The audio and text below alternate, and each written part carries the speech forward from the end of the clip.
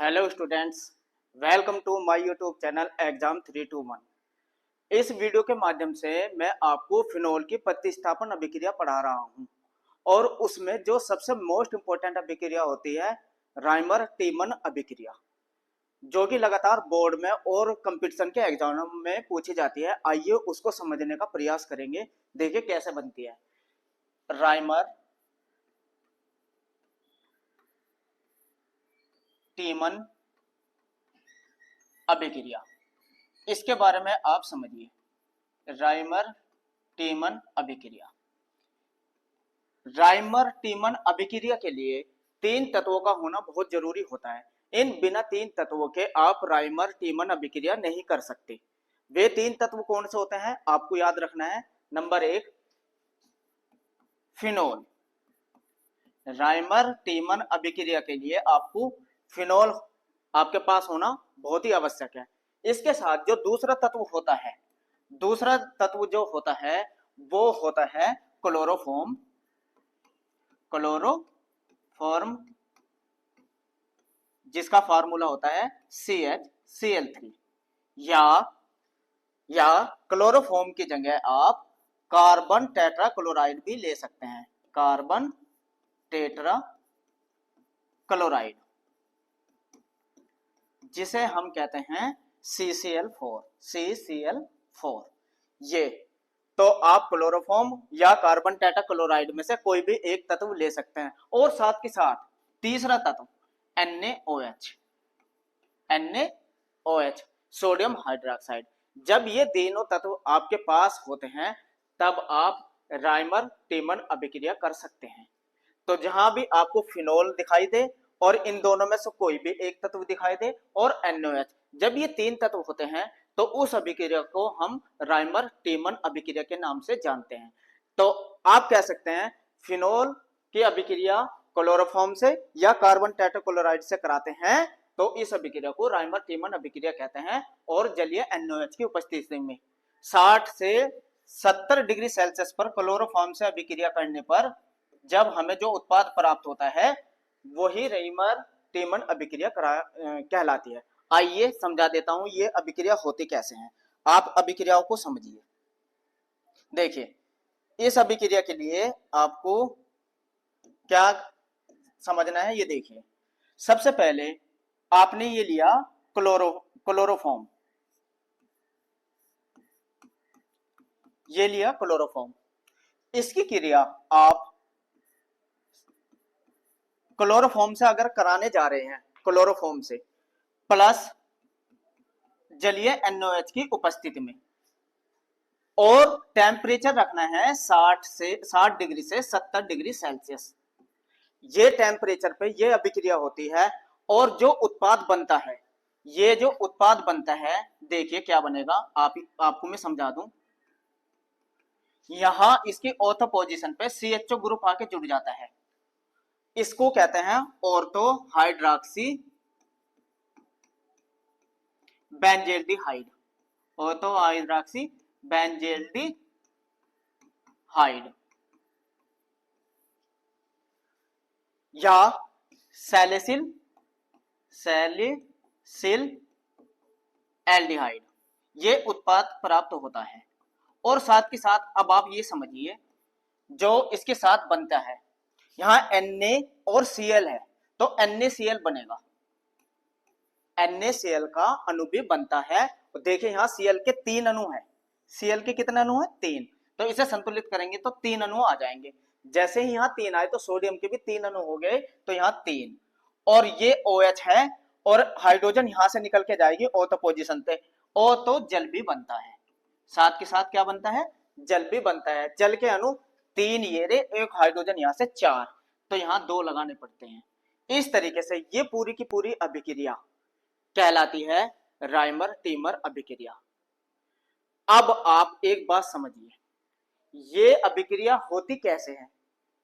ये तो आप बुक में भी पढ़ सकते हैं, मॉडल से पढ़ सकते हैं, कहीं भी आप देखेंगे ये अभिक्रिया ऐसे ही पढ़ते हैं। लेकिन वास्तव में ये अभिक्रिया, ये तो उत्पाद बना है ऑर्थो हाइड्रोक्सी बेंजेल्डिहाइड, ये बनता कैसे है। ये अभिक्रिया तो बुक में भी है, फिर आपको पढ़ने का फायदा क्या है। अब इस अभिक्रिया को मैं आपको बहुत अच्छे से समझाता हूं कि ये वास्तव में बनती कैसे है। आप अच्छे से समझिए कि ये उत्पाद जो बना है ये एकदम डायरेक्ट ऐसे नहीं बनता, माध्यमिक उत्पाद भी बनते हैं। वे माध्यमिक उत्पाद कौन से होते हैं, कैसे ये अभिक्रिया होती है, ये उत्पाद कैसे बनता है, आइए इस अभिक्रिया को मैं डिटेल में समझा देता हूं। एग्जाम में आप ऐसे भी लिख के आ सकते हैं। अब देखिए ये अभिक्रिया होती कैसे है, वास्तव में इस अभिक्रिया का स्वरूप कैसा होता है, माध्यमिक उत्पाद कौन कौन से बनते हैं वे समझिए, देख लेते हैं। अब आप समझिए इस उत्पाद को ये कैसे बने हैं। अब समझिए, ये लिया फिनोल, ये हुआ फिनोल। फिनोल की क्रिया जब आप क्लोरोफॉर्म से करा रहे हैं, अब आप समझिए, प्लस NaOH की उपस्थिति में। अब आप इस अभिक्रिया को देखिए, माध्यमिक उत्पाद क्या बनेगा, टेम्परेचर वही 60 डिग्री सेल्सियस से 70 डिग्री सेल्सियस ही रखना है। अब आप समझिए, यहां से ये एक Cl का अणु, एक Cl का अणु, ये वाला एक Cl का अणु यहां से कम हो जाएगा और Na के साथ चला जाएगा, तो NaCl बाहर। तो यहां Cl के अणु कितने रह गए, 2। ये 2 और एक Na यहां से ऑक्सीजन को निकाल देगा, ऑक्सीजन वो हाइड्रोजन को ये OH के साथ, यहां से Na तो इसके साथ यहां आ जाएगा और OH के साथ जल बाहर हो जाएगा। ये देखिए जल भी बाहर हो जाएगा, ये वाला OH और ये हाइड्रोजन, ये जल भी बाहर हुआ।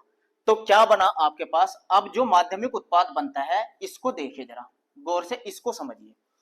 ये O और यहाँ Na का अणु आ जाएगा, सोडियम फिनॉक्साइड बोलते हैं इसको। लेकिन इसकी ऑर्थो पोजीशन से, यहाँ ऑर्थो पोजीशन, इस ऑर्थो पोजीशन पे देखिए ये ग्रुप आके जुड़ जाएगा। क्या बच रहा था यहाँ, CHCl2, CHCl2। ये माध्यमिक उत्पाद बनता है राइमर टीमर अभिक्रिया में, ये माध्यमिक उत्पाद बनता है शुरू में। अब आप देखिए इसे संतुलित करिए, Na के एक अणु यहाँ, एक अणु यहाँ, 2 अणु आए ना, एक और एक 2, तो 2 अणु यहाँ आ जाएंगे। Na के कितने अणु हुए, 2, तो 2 अणु यहाँ Na के आ जाएंगे, ठीक है ना। और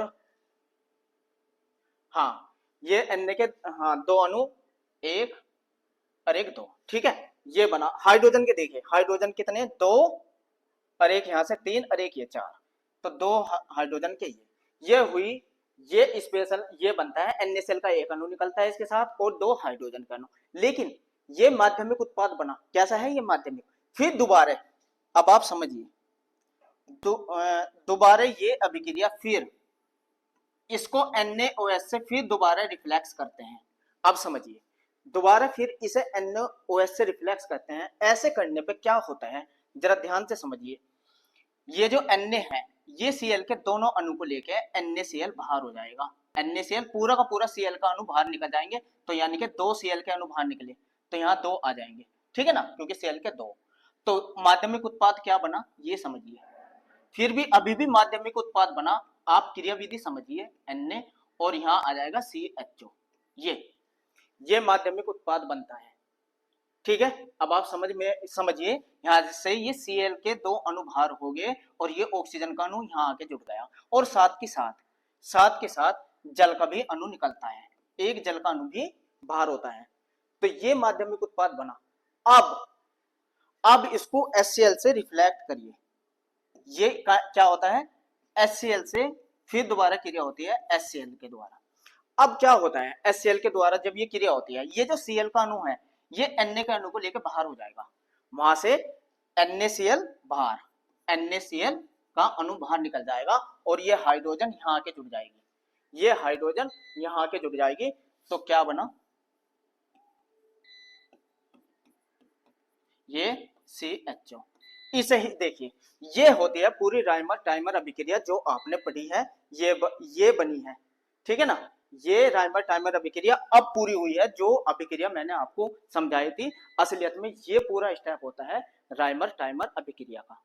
तो ये आपकी पूरी राइमर टाइमर अभिक्रिया जो मैंने लिखी थी उस असलियत में ऐसे होती है, ये माध्यमिक उत्पाद बनते हैं। एंड में यही उत्पाद बना है ortho hydroxy benzaldehyde, ortho hydroxy benzaldehyde, और हम एग्जाम में ऐसे लिखते हैं। अब दूसरी समझिए, इसको नोट करके दूसरी समझिए।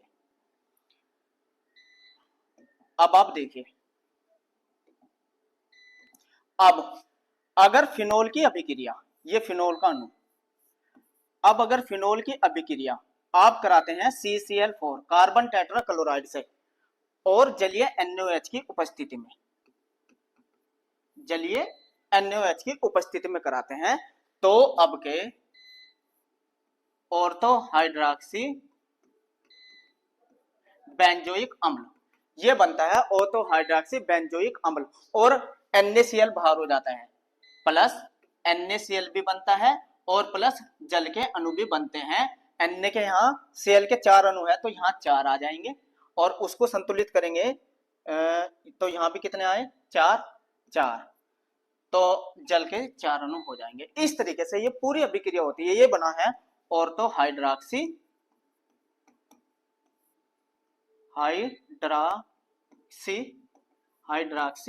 बेंजोइक अम्ल, बेंजोइक अम्ल इसे कहते हैं सैलिसिलिक अम्ल या सैलिसिलिक अम्ल। यही बुक में दी रहती है आपके, और आप इसको ऐसे ही याद कर सकते हैं, लेकिन इसको भी समझिए, असलियत में एकदम डायरेक्ट ये नहीं बनते। आप एग्जाम में ऐसे करके आ सकते हैं, लेकिन वास्तव में इसमें भी माध्यमिक उत्पाद बनते हैं, इसके अंदर भी माध्यमिक उत्पाद बनते हैं। वो भी आपको समझना है कि वो माध्यमिक उत्पाद कौन से बनते हैं, क्योंकि देखो रिएक्शन तो आप बुक से पढ़ लीजिए ऐसे, लेकिन फिर मैं आपको समझा भी तो रहा हूं कि कैसे माध्यमिक उत्पाद बनते हैं। देखिए कैसे बनते हैं, उसकी क्रिया विधि भी मैं आपको समझा दूं। ये उत्पाद कैसे बनता है ये समझिए आप। देखिए ये लिया आपने फिनोल, दूसरा CCl4 और प्लस NaOH का जलीय विलयन, यही था जो मैंने डायरेक्ट बनाई थी। अब आप क्या होता है, इसका भी माध्यमिक उत्पाद बनता है, ये एकदम डायरेक्ट ही नहीं बनता, इसका माध्यमिक उत्पाद देखिए यहां क्या होता है। अब आप ये समझिए, ये ONa ऐसे क्या ऐसे ही, और यहां से ये देखिए NaCl बाहर हो जाएगा, NaCl का अणु बाहर हो जाएगा, ठीक है ना। Na और ये Cl का अणु, Cl के 4 अणु है तो 4 NaCl के अणु बाहर हो जाएंगे, ठीक है। और यहां इसकी ऑर्थो पोजीशन पे यहां देखो C बच गया और एक O, ये COONa, ये माध्यमिक उत्पाद बनता है, ये माध्यमिक उत्पाद बनता है, ये माध्यमिक उत्पाद बनता है। और साथ के साथ यहाँ जब इसे संतुलित करेंगे, एक Na और 4 Na, तो टोटल 6 Na के अणु आए हैं, तो यहाँ 6 आ जाएगा। और अब हाइड्रोजन को देखिए, H 6 ये था ना, तो 3 जल के अणु बाहर हो जाएंगे, क्योंकि 3 दूनी 6 हाइड्रोजन है। अब आप समझ में आ गया, ये माध्यमिक उत्पाद बना। अब इसके साथ इसको आप HCl से रिफ्लेक्ट कर दीजिए, HCl से रिफ्लेक्ट कर दीजिए। अब आप देखिए HCl से जैसे आप रिफ्लेक्ट करेंगे, ये Na तो Cl के साथ बाहर हो जाएगा, NaCl के साथ बाहर हो जाएगा, और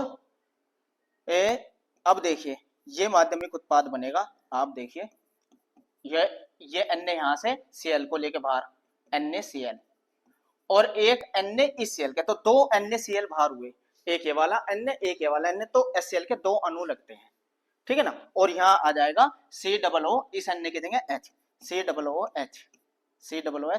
अगर आप एग्जाम में ऐसे लिखना चाहे तो इस रिएक्शन को आगे ऐसे लिख दीजिए यहाँ।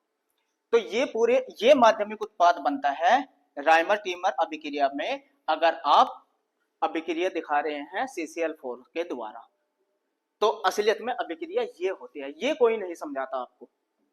आप अगर एग्जाम में ऐसे लिख के दिखाएंगे तो बहुत अच्छे मार्क्स आने की संभावना होती है।